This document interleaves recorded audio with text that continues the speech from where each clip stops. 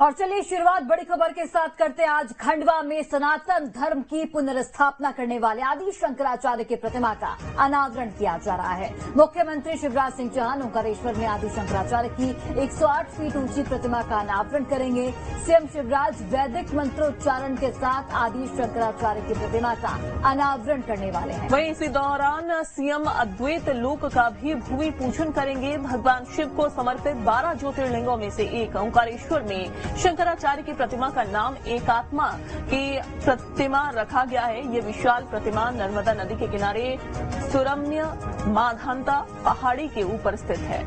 बिल्कुल केरल की पारंपरिक पद्धति से होगा साधु संतों का स्वागत। आदि शंकराचार्य की 108 फीट ऊंची प्रतिमा का अनावरण किया जाएगा। स्टैच्यू ऑफ वननेस इसे नाम दिया गया है। अद्वैत लोक का भी यहाँ पर मुख्यमंत्री की ओर से भूमि पूजन किया जाएगा।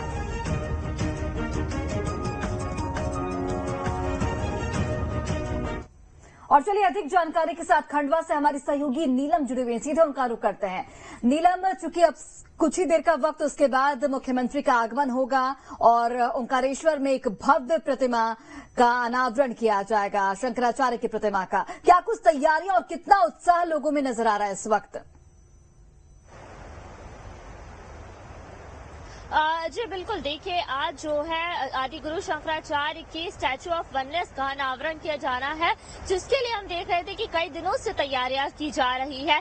देश भर से साधु संतों को विशेष तौर पर आमंत्रित किया गया है। और अगर हम कार्यक्रम की बात करें तो केरल की वैदिक परंपरा के मुताबिक मंत्रोच्चार के साथ जो है मूर्ति का, उस प्रतिमा का लोकार्पण किया जाएगा। अगर हम प्रतिमा के बारे में बात करें तो आदि गुरु शंकराचार्य जब 12 साल के थे उन्होंने ओंकारेश्वर में आकर दीक्षा ली थी। ओंकारेश्वर उनकी दीक्षा स्थली कहलाती है और इसी के मद्देनजर जो है उनकी 12 साल की उम्र की जो प्रतिमा है उसका अनावरण किया जा रहा है।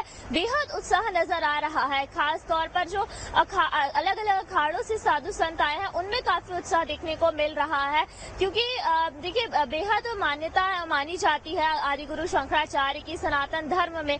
सनातन धर्म के पुनरुत्थान में उनका बेहद महत्वपूर्ण स्थान है, सर्वोच्च स्थान है। और ऐसे में जब उनकी दीक्षा स्थली में इतनी बड़ी प्रतिमा का अनावरण होने जा रहा है और उसके साथ ही साथ अद्वैत लोक और एकात्म धाम की भी जो है आज शुरुआत होने जा रही है, उसका भी उद्घाटन किया जाएगा। तो ऐसे में बेहद उत्साह और खुशी का मंजर देखने को मिल रहा था। हमने देखा कि लगातार जो है तैयारियों का दौर जारी था और ये पूरा जो कार्यक्रम है आज 2 चरणों में किया जाएगा। पहला जो चरण है वो सुबह 10:30 बजे से शुरू होगा, जिसे शंकरावतारम नाम दिया गया है। इस चरण में जो है आदि गुरु शंकराचार्य की मूर्ति का अनावरण के साथ साथ वैदिक मंत्रोच्चार के साथ यज्ञ अनुष्ठान किए जाएंगे।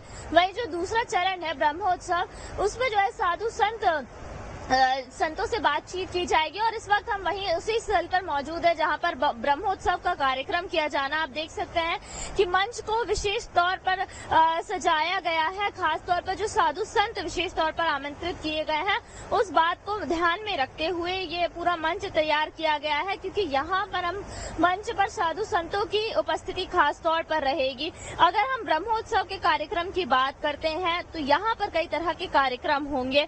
पद्म भूषण डॉक्टर पद्म सुब्रमण्यम है वो अपनी प्रस्तुति देंगे। इसके साथ ही आचार्य शंकर के स्तोत्रों पर एकाग्र संवेद नृत्य की प्रस्तुति भी की जाएगी।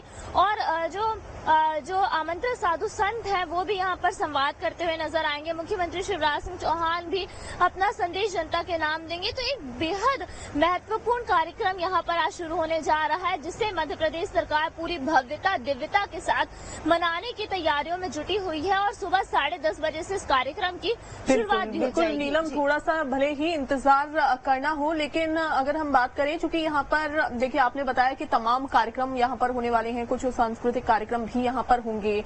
ऐसे में जो लोग यहाँ पर पहुंचने वाले हैं, साधु संत यहाँ पर पहुंचने वाले हैं, सबसे पहले तो अब ये बताइए कि कहाँ से साधु संत यहाँ पर पहुंच रहे हैं। इसके अलावा जो लोग पहुंचने वाले हैं इसको देखने के लिए, जो इसके साक्षी बनेंगे, उनके लिए क्या व्यवस्थाएं की गई हैं, सुरक्षा व्यवस्था के मद्देनजर क्या यहाँ पर तैयारियां हैं?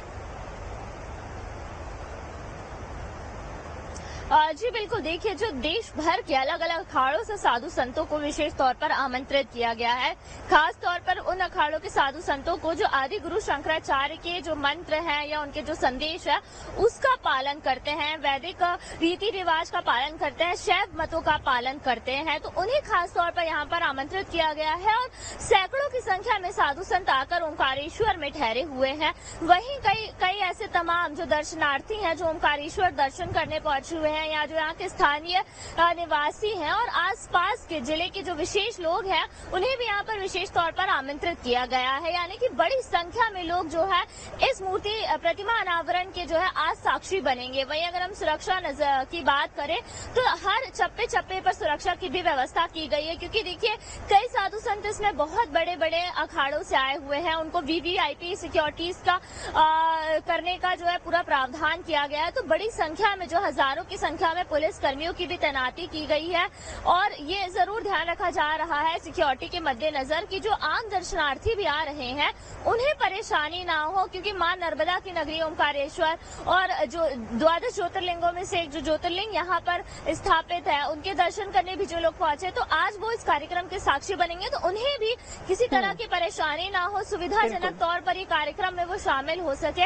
इसके लिए तमाम तरह की व्यवस्था की गई है। और आप यहाँ पर देख भी सकते हैं कि जो लोग यहाँ पर कार्यक्रम में शामिल होंगे उनके लिए बैठक व्यवस्था भी खास तौर पर की गई है, ताकि जब कार्यक्रम शुरू हो तो कार्यक्रम देखने के लिए उन्हें परेशान न होना पड़े। बड़ी बड़ी एलईडीज लगाई गई है कि वो लोग जो स्टैच्यू ऑफ वननेस के नजदीक नहीं पहुंच पाएंगे वो इस एलईडी के जरिए जो है इस कार्यक्रम को देख पाएंगे और उस भव्यता और दिव्यता को महसूस कर पाएंगे, जिसके लिए मध्य प्रदेश सरकार इतने समय से जो है कोशिश कर रही थी और आदि गुरु शंकराचार्य के इतिहास को भी वो जान सकेंगे। जी बिल्कुल नीलम, नजर आप बना के रखिएगा, अपडेट हम आपसे लेते रहेंगे। फिलहाल बहुत शुक्रिया आपका। बिल्कुल।